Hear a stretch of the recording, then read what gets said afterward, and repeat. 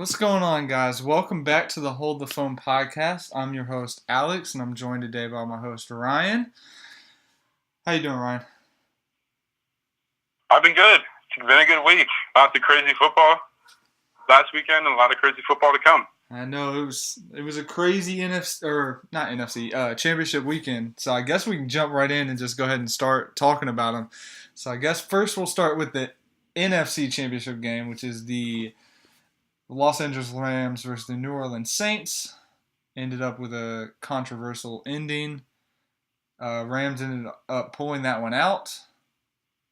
I guess we could say they did. 26-23 in overtime. Let me hear your thoughts on it, Ryan. Well, I mean, like you said, it could be described as nothing less than controversial. But I feel like the Saints did exactly what the Eagles did to them last week. They got ahead. They played great, really, honestly, amazingly in the first quarter, leaking into the second quarter. And then just from then on, they just let the Rams come back a little bit. But, I mean, these are two great defenses, but as to be expected, they did let the Rams score a few points before halftime. And I just feel like that really doomed them for the second half because then the Rams kind of got rolling and they couldn't stop it. I mean, I would love to agree with you, but I literally think this entire game comes down to that pass interference call. It's maybe the worst call I've ever seen in the NFL. If I'm Sean Payton, I'm probably in jail because I got arrested and thrown out of the stadium. Half of Who Dat Nation is in jail right now. It feels like I've seen all these videos of Saints fans just screaming. And, I mean, they have a right to. That was ridiculous. I mean, Mikel Roby-Coleman, he led with the head. The ball wasn't there yet. I mean, there's so many things you can argue with that. It was just absolutely crazy. But I do think that, the Rams won this game, and the Saints definitely lost this game. But I do think the refereeing had something to do with that. The officiating had everything in the world to do with that because it looked like they were going for a touchdown drive, and that was on a 3rd and 10, I think, and that just changed the whole mentality of the game. Yeah, it was 3rd and 10. But what's crazy is earlier today, the NFL actually fined him $26,000 for the helmet hit that wasn't flagged. And it's just crazy to me. But also, I can also blame Sean Payton a little bit because they had the ball on the 30 with, I don't know, it was 2 minutes left or something like that. All they had to do was run the ball 3 times, kick a field goal, and you win the game basically because then the Rams are getting the ball back with 30 seconds and they have to go score a touchdown with no timeouts. So, I mean, I could blame Sean Payton a little bit, but also that pass interference, I mean, then it's 1st and goal. Or not, it'd probably be first and goal. And you're going in to score with 2 minutes left. It's ridiculous.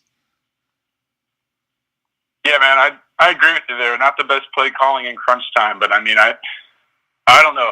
I think all the praise should go to Greg Zuerlein, man. He was a monster in that game. He hit the 48-yarder to tie it up, and then what was it, 57 yards to win the game? So that's not an easy kick, man. I mean, we nailed those in Madden, but in real life, that's not easy. Yeah, so he was 4 for 4, and his long was 57, which was the game winner. And to do it in New Orleans with the whole Who Dat Nation screaming their heads off.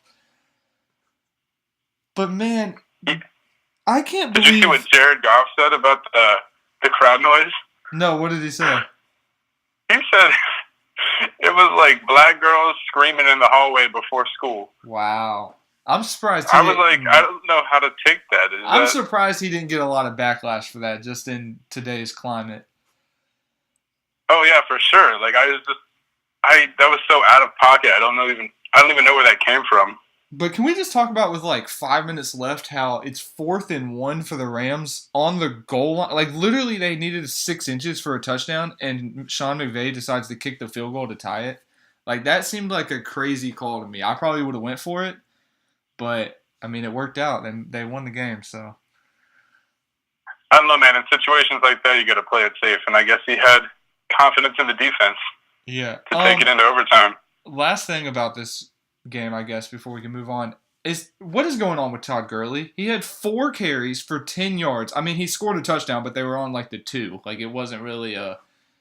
I mean, he had 4 carries and 1 catch. Is he injured? He got benched. I know. He got benched.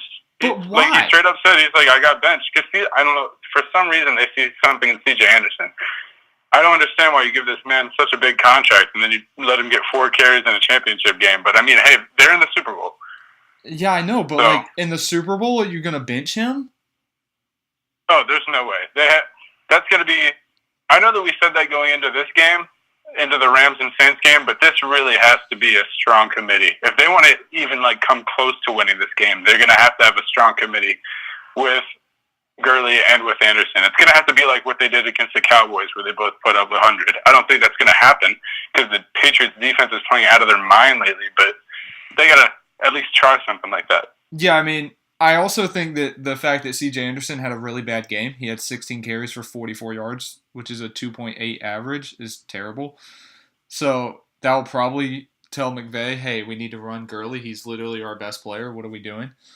So I think they'll lean more on both of those runs, but I don't know. It's going to be a great Super Bowl. So in the AFC, it was the Patriots defeating the Chiefs 37-31 in overtime. I'm sad, but it is what it is. Not us, right? Not us. Anybody but the Patriots. So what are your thoughts on this one?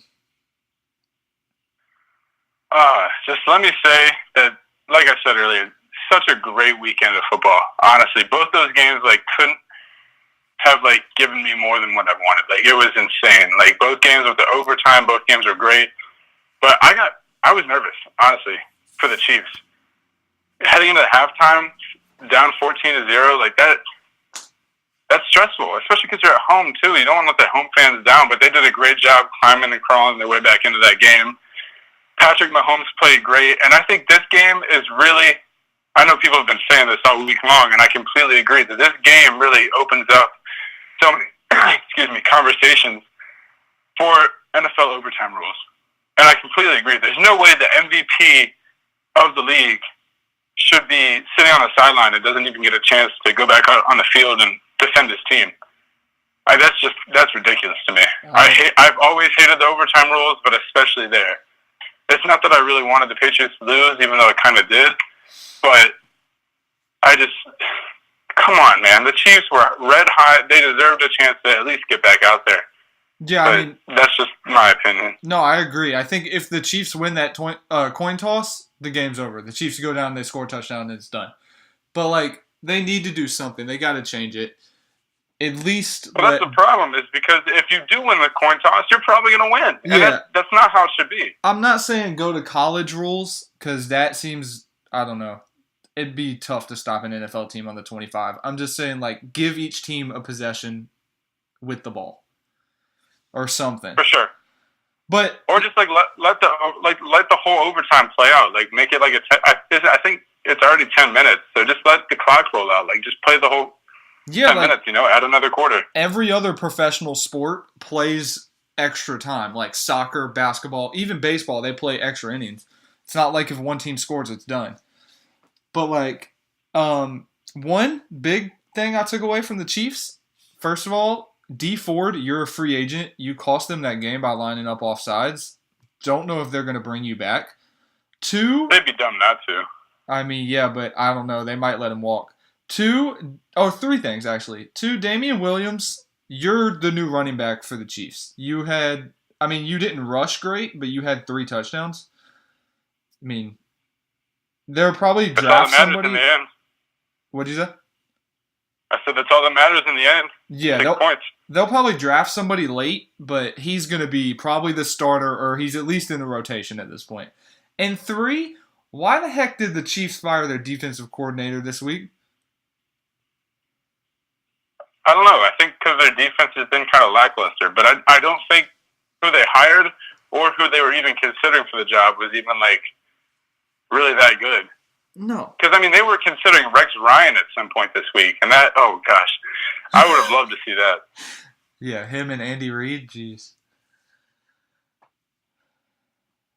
But no, that game was ridiculous. And, Dee Ford made a costly mistake, but he's the best defensive player by far. There's no question. I don't know. Eric Berry and Justin Houston would, give him a run for his money, but he is by far the focal point of that defensive line. So I don't think they can let him go. I don't know about Eric Berry. He either is still hurt or they should have played him in the game before this one because he did not look good and he let Gronk go off. Gronk had 6 catches for 80 yards. And 2 huge 5 catches. Of those were in the fourth quarter. One of them was that fade to the corner on the final drive where he just outplayed Berry. And then the other one was Tony Romo literally called the play. He said, if the safety crashes down, it's going to be a slant over the middle to Gronkowski. And that's exactly what it was. I remember that one. Yeah. Also, another thing I heard today, or not today, it was earlier this week. Somebody should hire Tony Romo. I think Stephen A. Smith said this, and I agree, even though he says outlandish things sometimes. But why is Tony Romo not on somebody's staff?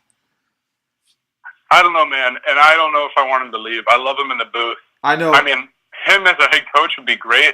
I've been saying him and Peyton Manning should be a head coach for a while, but I don't know, man. I love him in the booth.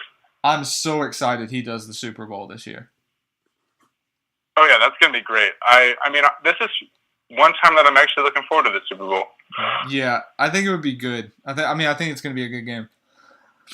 All right, so we got those out of the way. I think next we can move on to just some of the general news in the NFL. So we talked about Cam Newton last week. He had what they said was a successful shoulder surgery. I believe it was yesterday.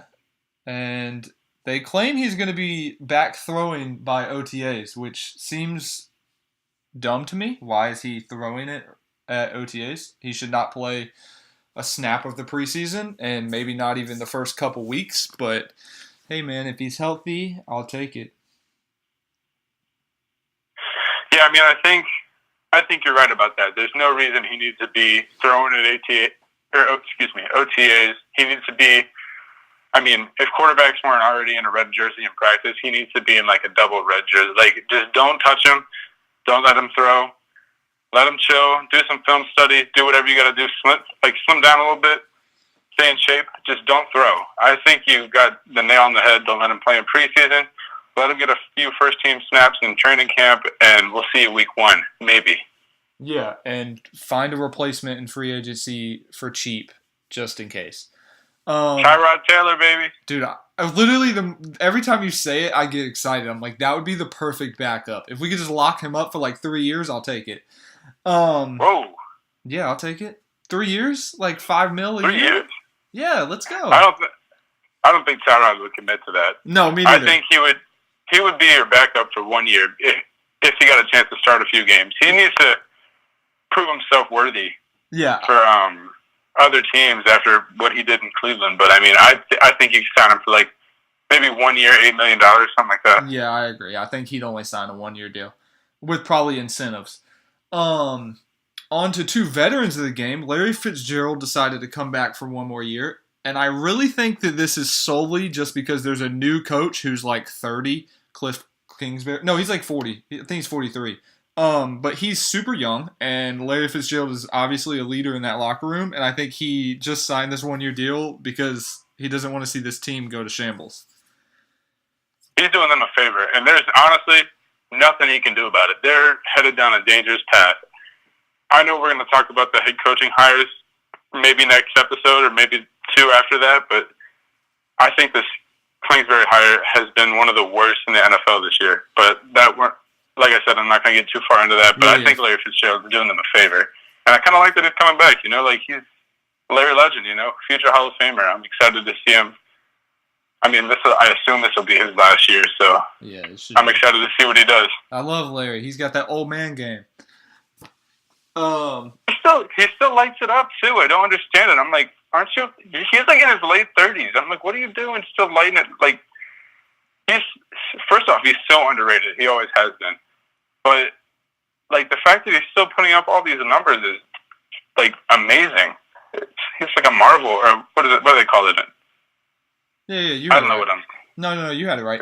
I think it's just all technique for him. Like, he has such a grasp on, like, every little tiny thing that you need to do to be great that he's just has it down to an art. So, also, we talked about this, I think, in our first episode. Adam Vinatieri signed an extension with the Colts, I think, for one more year.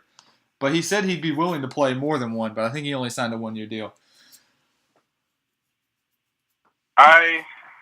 I know I said that I kind of disagree with this, and I still kind of do. I think that he should just hang it up before things get ugly.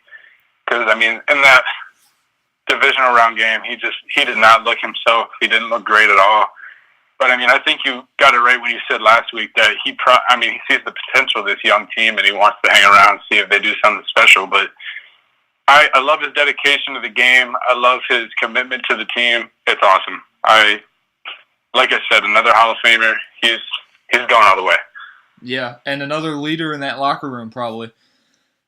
Oh, for sure. Especially for a bunch of young kids. That's another person that I would love to see be a coach someday. Adam Vinatieri, maybe not a head coach, but at least he would be one of the best special teams coordinators in the game. Yeah, it'd be crazy.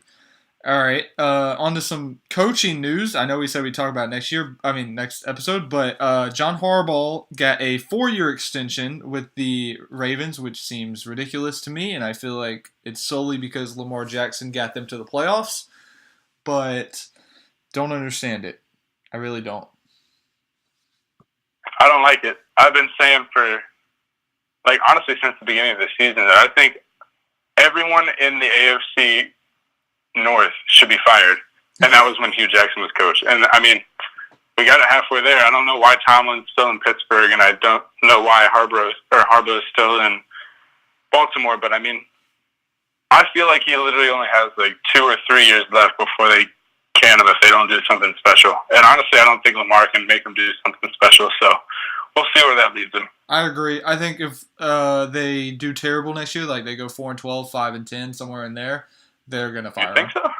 No, I think if they do, I'm saying I could see potential in Lamar, but he's so small he could probably get hurt. And if they do bad, I think they'll fire him. I think this was just to lock him up so he doesn't go anywhere else. That's fair. I mean, he would be a really hot coach on the market, and I could see him being successful somewhere else, but I don't know, man. He's got a great defensive pedigree. His great background in defenses. I mean, they've had a top 10 defense almost every year, right? Yeah. So he's just got to get that offense in shape, and I think they promoted Greg Roman, who was the Bills' offensive coordinator back in the Rex Ryan days. And, I mean, he only got fired as Rex's scapegoat. So, I mean, he was a great coordinator, so I'm excited to see what he does. That's true. Another extension that was brought up, it's not an actual extension yet, but the day of the AFC Championship game, news drop came where Mahomes is supposed to get a $200 million extension by the Chiefs in 2020. What the heck? Yeah, I mean, they said $200 million, right? Yeah, it was supposed to be the biggest contract ever. And I believe it's $200 million guaranteed, which is insane. Ooh. See, that right there is so dumb on so many levels. First of all, why did that notification come out the day you play the biggest game of your pro career? First off, you aren't even eligible for that contract extension for another 2 seasons. And secondly, that's the biggest day of your career. That's such a distraction to you and the team. And don't even get me started with the money. That is just so dumb. Well, I mean, they're not going to be able to they're not going to be able to retain Kelsey or Hill or Sammy Watkins or any other talent that they may acquire in the next year or two because they're going to be paying. It's the same with the Vikings and Kirk Cousins. He's just overpaid, and that's going to put so much expectations on Patrick Mahomes. I don't know. I don't want to see the kid fail. I like him. I love him, but no, Tyreek Hill is a free agent the year before. Well, it would be 2020. So this is what I don't understand. Mahomes doesn't become a free agent until 2021. So why re-sign him 2020? Because then you can't re-sign Tyreek Hill because Tyreek Hill's contract is up in 2020 also. And I believe Travis Kelce is also up in 20... Hang on, looking it up really quick. Oh, no, he just signed an extension in 2016 for 5 years for $46 million. So he's under contract, but... Yeah, he should be good till 2020 or 2021. But still, you're going to pay Dee Ford if he comes back.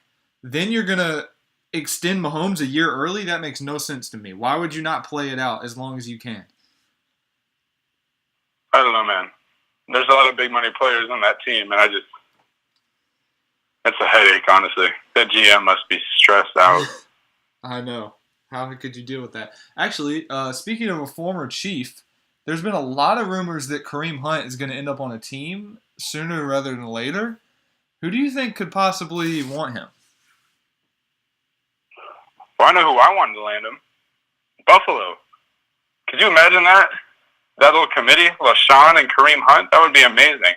I don't think we'll land him, though, because we tend to stay away from the people who have discipline issues. But, I mean, honestly, there's so many good ideas, or good destinations, excuse me. I mean, the Jets could be one. The Dolphins could be one. Basically everyone in my division except for the Patriots. The Falcons, if they want to move on from Tevin Coleman and Devontae Freeman. The Texans, if they want to move on from Lamar Miller. I mean, the possibilities are endless, and I think Kareem Hunt has a bright future. I think he just needs to shape up. Yeah, I mean, here are my top three. It goes Jets. I think the Bucks could be very interested because they had not had a running back since probably Doug Martin in 2009. And then the Texans, like you said, I think the Texans, the Bucks, or the Jets could be very interested. All right. One question about the Super Bowl. Well, I guess not really about the Super Bowl, but do you think Tom Brady will retire alongside Gronkowski if they win? Oh, gosh, I hope so. I honestly hope the Patriots win so everyone just retires. And I think I'm ready to bust out my Brady theory. Are you ready for it? Yeah, go ahead. It's not much of a theory, really. It's just I think that Brady is such a pivotal player on the field and in that locker room because there are a lot of old guys there. Belichick, Gronkowski, even though Gronk's not super old, he's just worn down. Edelman, Chris Hogan's, I think he's either 30 or a little bit north of 30. The McCourty brothers aren't young. I don't know, man. I think if Tom Brady retires, it's all going to go downhill. Belichick might retire. Gronk's definitely retiring because, I mean, he said he'd retire if he, was traded from the Patriots. I mean, I think if anyone's for sure to retire after this game, it's going to be Gronkowski. There's no way he plays in 2019. I agree. I don't see it. Win or loss, he retires. Oh, for sure. But I mean, Edelman will probably go. Belichick might. Chris Hogan might. The McCourty brothers might. You imagine? And then you're talking about all these people leaving in free agency, like maybe Trey Flowers, maybe some of their offensive linemen that are free agents. I don't know, man. Could you imagine they win the Super Bowl and it's just like a giant retirement party? Like half the team retires? Oh, I would attend that retirement party. Oh my God, I'd be so happy. I think there might be a double parade. There would be a parade in Foxborough for the Patriots win, and then there would be a parade everywhere else. Exactly. For every NFL team actually getting a chance to win a title. Exactly. So I think that's all I have for I mean, we could talk about the Carson Wentz situation with people calling him selfish and that he's not for the team. What do you think about that? I mean, I thought that was ridiculous. It's very clear to see that this guy is so selfless and such a locker room leader. I don't know who. Well, I think they said the teammates were anonymous, right?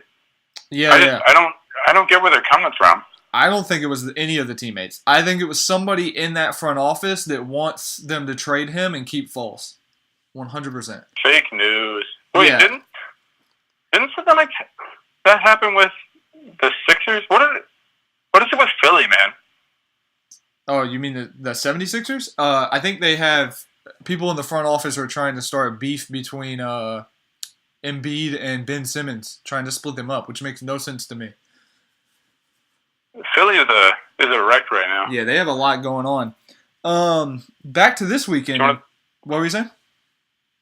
I was just going to say, do you want to talk about the Pro Bowl? The Pro Bowl is on Sunday. Yeah, that's what I was about to say. I know a lot of people aren't going to watch. Yeah, for real. What's one thing that you would probably change? If I said, all right, Ryan, you're in charge. What are we doing this year in the Pro Bowl? What would you change? So many things. In my perfect world, I would love to make it divisional teams so it's like an 8-team tournament with like shortened games. I would love that. Ooh. I think that would be super cool. Like a Mod Podge of like all 4 teams like made into one jersey. I know that might look ugly, No, especially like in the that a AFC lot. North, but I don't know. I think the idea of fighting, especially with your division rivals, to see who's the best division would just be really interesting. But I know that would never happen. So I would just stick to actually making it competitive, making it something that the players actually want to compete in and actually care about, because they're the reason. I feel like the players are the reason that the Pro Bowl kind of sucks. It's because, and I'm not blaming. I mean, they have lives and they have decisions on whether or not they want to play in it or not. But I feel like it's all on them whether or not they want to take it to the next level or not. Because I mean, you have guys like declining invitations to go. You have guys that are just like in it for like the Disney World trip and like free dinners. And then you have one guy. I listened to the Pat McAfee show the other day, and Taylor Lewan said, the offensive tackle for the Tennessee Titans, he said about the only person that actually takes the Pro Bowl seriously is Michael Bennett. I don't think he's there this year. No. I like that idea a lot, actually. What would be interesting is if like all the owners just put together like a pool of like $10 million and they're like, all right, winning team, you get this, divide it up. That would probably make it way more competitive. That would motivate them a lot, Also, actually. you know how the NBA does the, like, once the Pro Bowlers are picked, there's 2 captains and they get to draft their teams? I was thinking about that today. I think that is a great idea. I would love to watch that happen. Like, we just make, well, the fact that Mitchell Trubisky's a Pro Bowler is outrageous, but let's just make Trubisky and, like, Andrew Luck the or the GMs, and then they draft their team. Or not even. Let's just do, like, 2 centers. Just to make it fun. That would be so... Oh, boy. I would love that. That, honestly, would be super interesting. Either, yeah, like, I think, like you said, either the centers or the QBs. Or honestly, maybe that's what the fans could pick, is who gets to be the captain. Yeah, let us vote in a captain, and then they get to draft their team, like, live on TV. I would watch that. Oh, I would too, 100%. That would be so interesting. Like, that's what we're missing. Is the competitive spirit. Is the people actually caring. And I feel bad for the people that actually go into this game, because I mean, other than like actually getting autographs and like seeing your players, like that is a terrible game to watch. Yeah. Do you want to do a Pro Bowl pick? Who do you think is going to win, NFC or AFC? Well, I think the people that don't watch the game are the real winners. But I think, I don't know, for no apparent reason at all, I'm putting my money on the NFC. Really? I almost said the West. I think the AFC is going to crush the NFC because Mitchell Trubisky's on the NFC. So I think he's going to throw about 5 picks, and it's going to be a slaughtering. Russell Wilson's there too, so I don't know. Maybe, True. Well, like I said, the people doing anything else are the real winners. Yeah, I know. I mean, I'm probably not even going to watch it, and we're hosting an NFL podcast. Do you have anything else to add this week? I think that might be it for this week. We might have to come back next week to make some Super Bowl picks. I'm really pumped for next week. It'll be a really great game. Yeah, I think next week should be our Super Bowl preview show, and we can make our picks. Go over some of like the prop bets or something, like the funny ones. But yeah, that's about all I have for this show. So thank you guys for listening, and we'll see you next week. Yeah, go follow Hold the Phone 4 at Twitter. There it is. Sorry. No, you're good. You're good. Just let it play out.